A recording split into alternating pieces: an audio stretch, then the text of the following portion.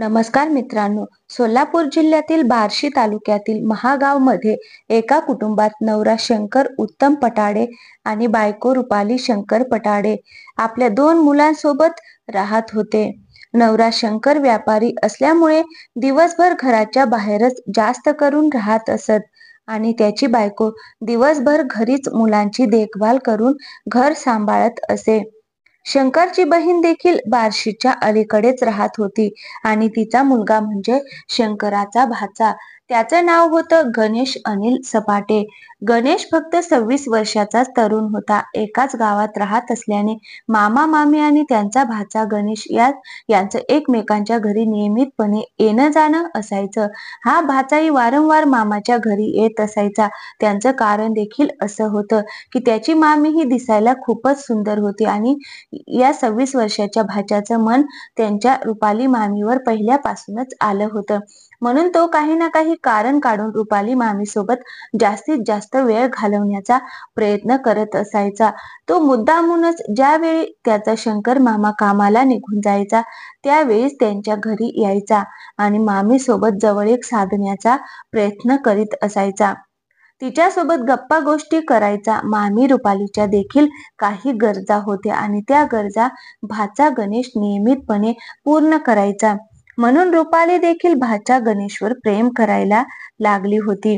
रुपालीच्या मनात आणि गणेशच्या मनात ज्या भावना सुरू होत्या त्या दोघांनीही एकमेकांना एक दिवस सांगितल्या होत्या आणि दोघांनाही असलेल्या अनैतिक संबंधाचा काहीच प्रॉब्लेम वाटत नव्हता. आता या दोघांचंही फोनवर बोलायला खूप जास्त वाढलं होतं आणि ज्यावेळी मामा घरी नसायचा त्यावेळी हा भाचा रोजच घरी जायचा आणि मुलंही शाळेत असल्यामुळे दोघांच्याही अनैतिक संबंध घरातच सुरू झाले होते. नियमितपणे हेच सगळं सुरू होतं आणि कुणालाही याची भनक नव्हती. मामी भाच्याचं नातं होतं म्हणून त्यांच्यावर संशय देखील कुणी घेतला नाही. परंतु एके दिवशी दुपारची वेळ होती आणि मामी प्रेमाच्या गोष्टी आपल्या भाच्यासोबत फोनवर बोलत होती. त्याच वेळी तिचा नवरा शंकर तिला फोन करत असतो. परंतु बायकोचा फोन त्याला वारंवार बिझी येत होता आणि परत तिने स्वतःहून त्याला फोनही केला नव्हता. तेव्हा घरी आल्यानंतर मामा मामीला विचारतो, नेमकं तू कोणासोबत इतका वेळ बोलत होतीस रुपाली, की इतका वेळ फोन करूनही तुझा फोन सारखा बिझी येत होता? तेव्हा मामी हसूनच बोलते, काही नाही, एका मैत्रिणीचा फोन आला होता आज, पण या आधी असं कधीच घडलं नव्हते. म्हणून शंकर मामाला आता थोडा संशय आला होता.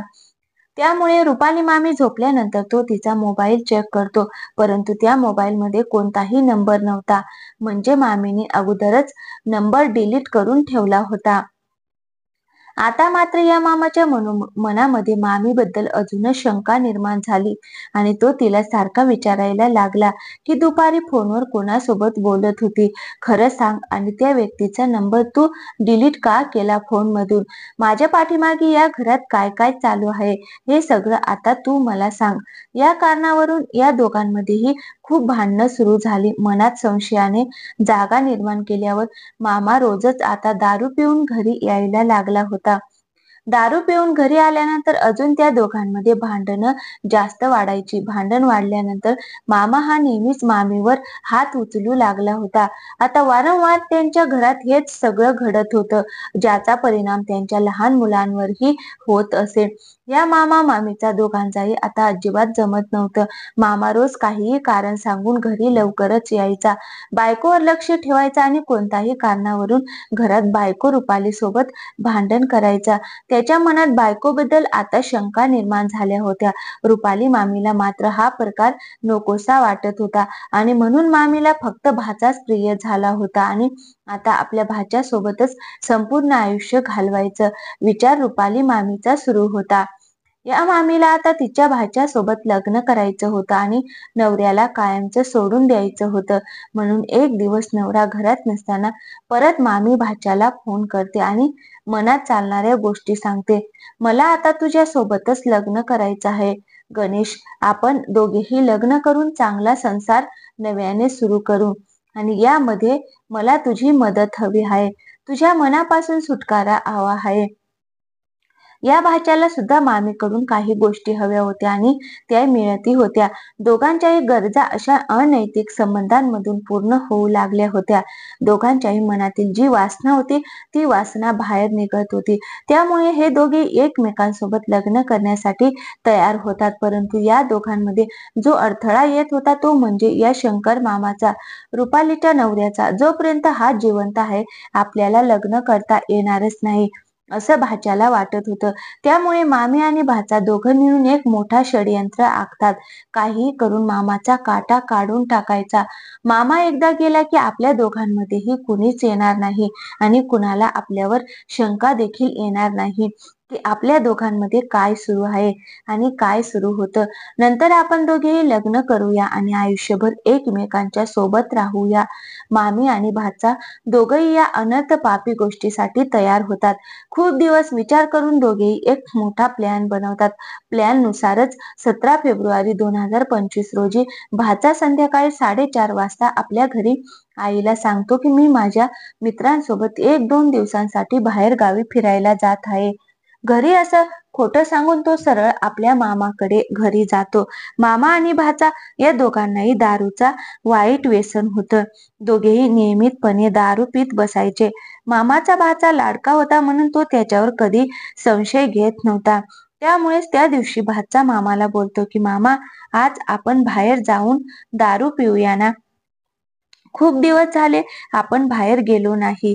मामाला भाचा आणि आपल्या बायकोबद्दल काहीच माहिती नव्हतं. म्हणून भाचा असं म्हटल्यावर बाहेर जायला मामाने लगेच होकार दिला.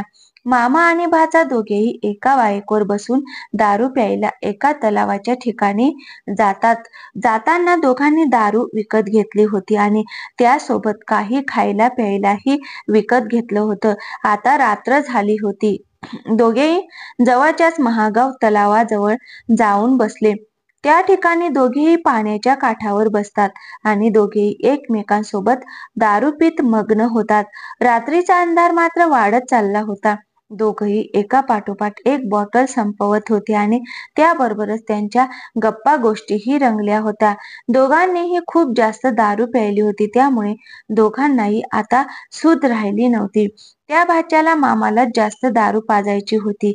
परंतु दारूच्या नादात त्यानं स्वतःच खूप जास्त दारू पिऊन घेतली होती आणि त्यामुळे त्याला देखील भान राहिले नव्हते की आपण इथे मामाला कशासाठी आणले होते. मामाला संपल्यावर त्याला मामी सोबत लग्न करायचं ही तो विसरला होता. आता बराच वेळ त्याचा असाच गेला. तोच भाचेच्या लक्षात आलं की आपण येथे का आलोय. म्हणून भाचा आजूबाजूला बघतो तर मध्यरात्र होत आली होती आणि तो बघतो की आपल्या जवळपास कोणीच नाही. हीच योग्य वेळ आहे की मामाला या पाण्यामध्ये टाकून देण्याची. त्यामुळे योग्य वेळ बघून भाचा मामाला पाण्यामध्ये ढकलण्याचा प्रयत्न करतो. तेव्हा मामाच्या लक्षात आलं होतं की आपला भाचा आपल्यासोबत काहीतरी वाईट करण्याचा प्रयत्न करत आहे. त्यामुळे मामाने देखील भाच्याचा घट्ट पाय पकडून ठेवला आणि दोघांच्या या झटपटीत दोघेही तलावात पाण्यामध्ये खाली पडतात. दोघांनीही दारू खूप जास्त प्यायली होती. त्यामुळे दोघांनाही सूध नव्हती आणि दोघांनाही पोहता सुद्धा येत नव्हतं. म्हणून त्या पाण्यामध्ये दोघेही बुडून श्वास गुदमरून तडफडून मरून जातात आणि त्या दिवशी त्याच ठिकाणी त्या दोघांचाही अंत होतो. एकीकडे जी रुपाली मामी होती ती वारंवार तिच्या प्रियकर गणेशला म्हणजेच भाच्याला फोन करत होती. मध्यरात्र झाली आहे आणि अजून तुम्ही घरी का आले नाही असे तिला विचारायचे होते. पण प्रियकराचा म्हणजेच भाच्याचा फोन बंद येत होता. काय झालं असेल, आपण ठरवलेला प्लॅन सक्सेस झाला की नाही हे सगळं त्या मामीला भाच्याकडून जाणून घ्यायचं होतं. पण आता वर नवऱ्याचा तसाच भाच्याचा दोघांचाही फोन बंद येत होता. म्हणून मामी घाबरली होती आणि एकीकडे जो भाचा होता त्याच्या घरचे लोक सुद्धा त्याला फोन करत होते. पण त्याचा फोन बंदच येत होता. त्यामुळे त्या लोकांनी त्याच्या मित्रांना फोन केला आणि विचारलं की तुम्ही नक्की कुठे फिरायला गेले आहात. तेव्हा त्या मित्रांनी सांगितलं की आम्ही तर आज भेटलोच नाही कुणी आणि आम्ही आज कुठे फिरायलाही गेलो नाही. आता मात्र याच्या घरच्यांना वाटतं की आमचा मुलगा गणेश आम्हाला खोटं बोलून नेमका कुठे गेला असेल. मामा आणि भाचा या दोघांच्याही घरचे सकाळपर्यंत या दोघांची वाट बघतात. मामीला मात्र काळजी वाटत होती की या दोघांचाही फोन बंद येत आहे. दोघांनाही काही झालं तर नसेल ना.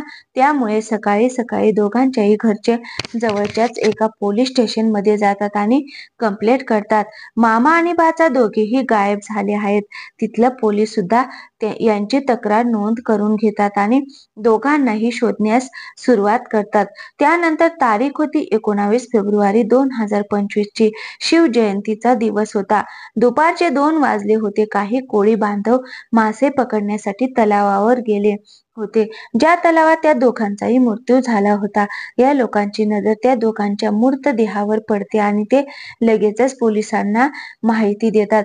पोलीस तात्काळ त्या ठिकाणी येतात आणि त्याच बांधवांच्या साहाय्याने पोलीस त्या दोघांचा मृतदेहांना तलावाच्या बाहेर काढतात.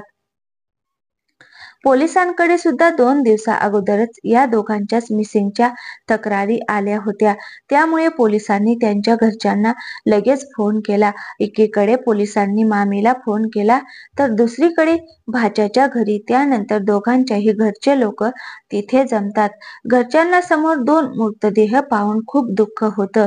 पोलीस या दोघांच्याही बॉडींना पोस्टमॉर्टमसाठी हॉस्पिटलमध्ये पाठवून देतात आणि पोस्टमॉर्टमचा रिपोर्टमध्ये समोर आलं होतं की दोघांच्याही मृत्यू होण्याच्या अगोदर दोघांनी खूप जास्त दारू प्यायली होती.